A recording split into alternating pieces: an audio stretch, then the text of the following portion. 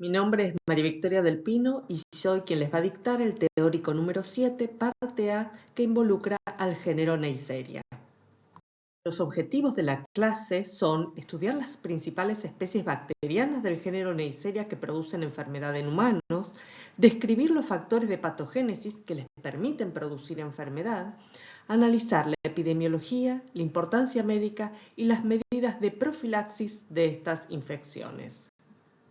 En esta diapositiva se resume la epidemiología y, por lo tanto, la importancia médica de las bacterias del género Neisseria, en particular de aquellas especies que tienen mayor importancia médica, que son Neisseria meningitidis y Neisseria gonorrhoeae. En el caso de Neisseria meningitidis, lo que observamos es un incremento del número de casos, alcanzando un pico en el año 2013, y luego comienza a descender, haciéndose este descenso más pronunciado a partir de la incorporación de la vacunación en el calendario nacional. Por otro lado, se encuentra Neisseria gonorrhoeae, cuyo comportamiento en cuanto a número de casos es muy distinto al de Neisseria meningitidis, observándose alrededor de una mediana de 414 casos entre los años 2020 y 2024 y un aumento del número de casos en el año 2025. Esto se debe, por un lado, a que no existe vacunación para esta bacteria, aunque existen medidas preventivas adecuadas. En esta diapositiva se resumen las características de las especies a estudiar del género Neisseria, que son Neisseria meningitidis y Neisseria gonorrhoeae. En primer lugar, ambas especies bacterianas tienen como único reservorio al hombre. La diferencia es que en el caso de Neisseria meningitidis existen los portadores sanos, de hecho entre un 10 a un 30% de la población es portadora sana de esta bacteria que se encuentra colonizando el tracto respiratorio superior, mientras que en el caso de Neisseria gonorrhoeae no existe el estado de portación sano, sino que se trata de individuos infectados incluso aunque sean asintomáticos. Por otro lado, tenemos los sitios que colonizan que también son diferentes. En el caso de Neisseria meningitidis se encuentra colonizando el sistema respiratorio superior, mientras que en el caso de Neisseria gonorrhoeae coloniza el sistema geniturinario, recto, fauces y conjuntivas. ¿En qué sitios causan enfermedad? En el caso de Neisseria meningitidis, produce enfermedad en el sistema nervioso central, produciendo meningitis. En el caso también de Neisseria meningitidis, produce sepsis, que recibe un nombre particular que es meningococcemia, y produce también neumonía, pero es un agente causal poco frecuente de neumonía, ya que solamente causa en aquellos individuos que tienen una enfermedad pulmonar de base. En el caso de Neisseria gonorrhoeae, causa una infección de transmisión sexual, que es la gonorrea, e involucra a los sitios anatómicos que ya mencionamos cuando describimos la colonización de la bacteria. En esta diapositiva continuamos con las características de las especies a estudiar, pero en este caso las características estructurales. Ambas especies se caracterizan por ser diplococos gram negativos, o sea, son cocos que están agrupados de a pares. Acá lo que se observa en esta imagen es una tinción de Gram a partir de un extendido de una muestra de un paciente, y las flechas señalan los diplococos gram negativos que están rodeados de linfocitos polimorfonucleares. Otra característica que comparten ambas especies es que en su envoltura, en su membrana externa, poseen LOS en lugar de LPS. El LOS, como ustedes ya saben, carece de antígeno. Por lo tanto, esto les va a permitir evadir tanto la acción del complemento como de los anticuerpos. Sin embargo, tiene el lípido A, o sea, tiene su porción endotóxica, y esto les va a permitir producir daño. Por otro lado, ambas especies comparten la presencia de las fibras de tipo 4.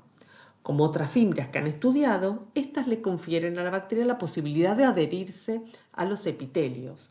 Sin embargo, también les confiere un movimiento particular que le va a permitir movilizarse en superficies mucosas. ¿Cuál es la diferencia fundamental entre ambas especies? Que Neisseria meningitidis posee cápsula. Esta cápsula se caracteriza por ser de polisacáridos y, como ustedes ya saben, los polisacáridos son pobres activadores de la respuesta inmune por ser antígenos T independientes. Se reconocen en total 13 serotipos capsulares, sin embargo 5 son los más prevalentes, y estos son el A, B, C, W135 e I.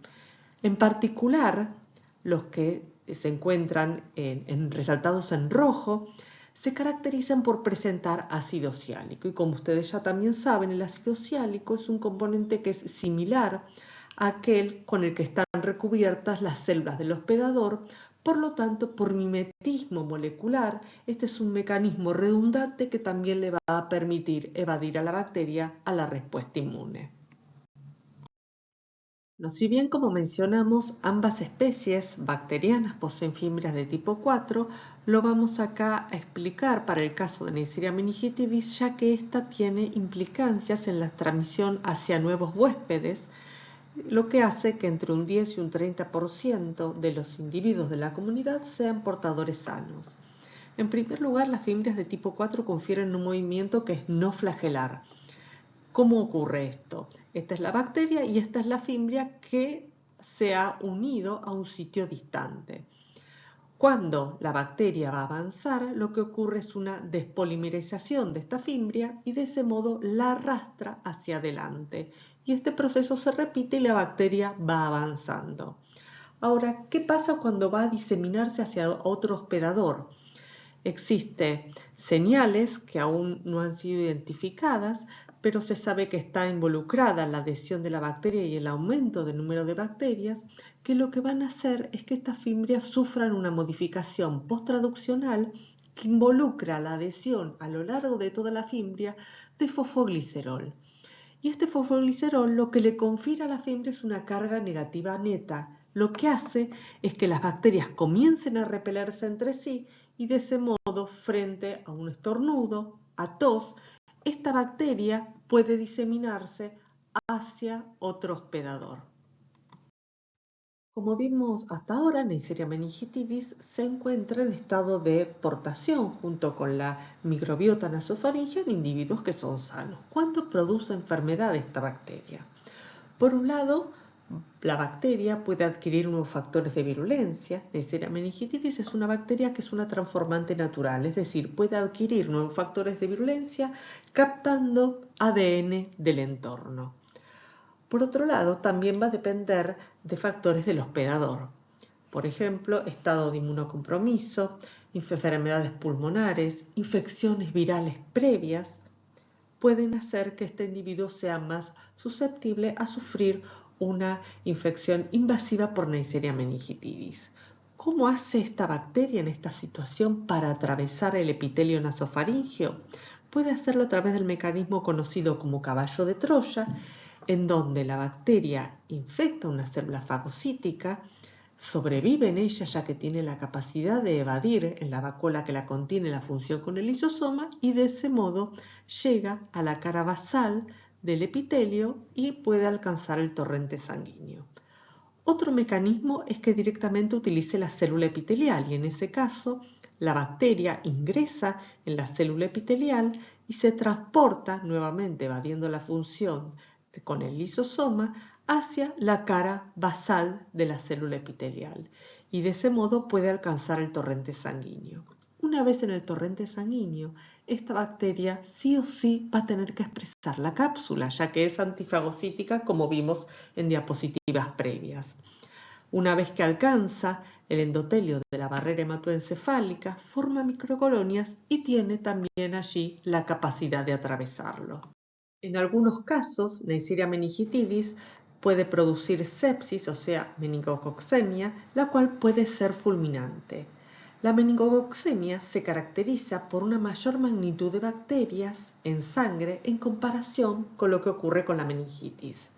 Junto con esta mayor cantidad de bacterias en sangre, va a haber una mayor cantidad de lipoligosacárido en circulación y como esta es una endotoxina, va a haber mayor inflamación. Y esto le va a permitir a la bacteria causar daño en distintos tejidos, lo cual se va a manifestar mediante petequias, que son las manifestaciones cutáneas, hemorragia intraocular, trombosis y gangrena, y acá también se observa una imagen de la hemorragia adrenal producida.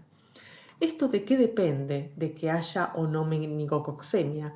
Depende, por un lado, de la cepa bacteriana y sus características en cuanto a factores de virulencia y capacidad de multiplicarse en el torrente sanguíneo, así como también nuevamente del estado del hospedador. En esta diapositiva se resume cómo debe realizarse el diagnóstico de las meningitis. En primer lugar, debe tenerse en cuenta la clínica del paciente. Si la clínica es compatible con un cuadro de meningitis, debe iniciarse el tratamiento antibiótico empírico. En nuestro país, este tratamiento antibiótico se realiza en función del grupo etario al que pertenezca el paciente, y esto es debido a que la incidencia de las distintas bacterias depende de la edad del individuo.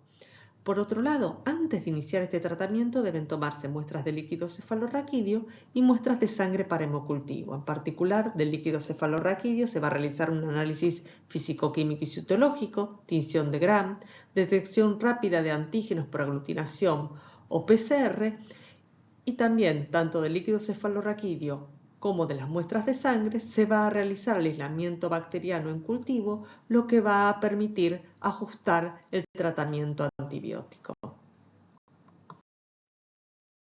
Hay profilaxis específicas para Neisseria meningitidis, una vacuna conjugada tetravalente que se encuentra incluida en el calendario de vacunación de Argentina, y los detalles de dosis pueden observarse en la diapositiva. Y la principal prevención es la enfermedad invasiva, y también como efecto secundario hay una disminución parcial de la colonización, al menos para los serogrupos que están incluidos en la vacuna. Pasar ahora a estudiar la otra especie del género Neisseria, que es Neisseria gonorrhoeae, y vamos a comenzar con su patogénesis. En particular, Neisseria gonorrhoeae es un paradigma de diversidad en internalización nicho dependiente. ¿Qué significa esto? Que su internalización es diferente en la uretra, cuando va a desarrollar uretritis en el hombre, y en el endocervix, cuando va a dar lugar a cervicitis en la mujer. En el hombre, la primera interacción con el epitelio uretral se va a dar en las células no ciliadas y debido a la interacción de las fimbrias de tipo 4. Pero la adherencia íntima va a ocurrir gracias a los LOS, que van a promover también su internalización. Una vez internalizada, la bacteria lo que va a producir es un arresto en el ciclo celular de la célula epitelial, lo que va a producir daño en esta barrera. Y una vez que la bacteria alcanza la cara basal, va a ser fagocitada por los neutrófilos. Y acá el destino va a ser distinto en función de si la bacteria fue opsonizada o no por anticuerpos y el complemento. En el caso de que la bacteria es opsonizada, es eliminada por los neutrófilos. Sin embargo, si no se encuentra opsonizada, esta bacteria tiene la capacidad de evadir el efecto tóxico de los neutrófilos y de ese modo sobrevivir y multiplicando en ellos, potenciando luego la respuesta inflamatoria y el daño. En el caso de la mujer, la adherencia e internalización está mediada por el complemento, en donde los receptores en el epitelio del cérvix son abundantes, pero este complemento fue previamente inactivado por la bacteria. Por lo tanto, cuando la bacteria es internalizada utilizando el receptor del complemento, no hay una activación inflamatoria profusa, lo cual termina haciendo que la cervicitis sea asintomática. Pasamos ahora a estudiar el diagnóstico, profilaxis y prevención de las infecciones por Neisseria gonorrhoeae. La muestra que van a obtener va a ser un hisopado de exudado uretral o cervical, y sobre ella van a realizar tinción de Gram, cultivo, aislamiento, identificación y antibiograma para iniciar el tratamiento antibiótico. Hasta el presente no hay profilaxis específica para esta especie bacteriana. Por lo tanto, como conclusión, en esta clase lo que vimos son dos especies del género Neisseria de importancia médica, que si bien tienen muchas características comunes, también tienen diferencias. Entre ellas, Neisseria meningitidis, donde encontramos portadores sanos, la presencia de cápsulas que le permite causar infecciones invasivas, meningitis y sepsis, y en el caso de Neisseria gonorrhoeae, que se trata de una infección de transmisión sexual que va a dar lugar a uretritis y cervicitis.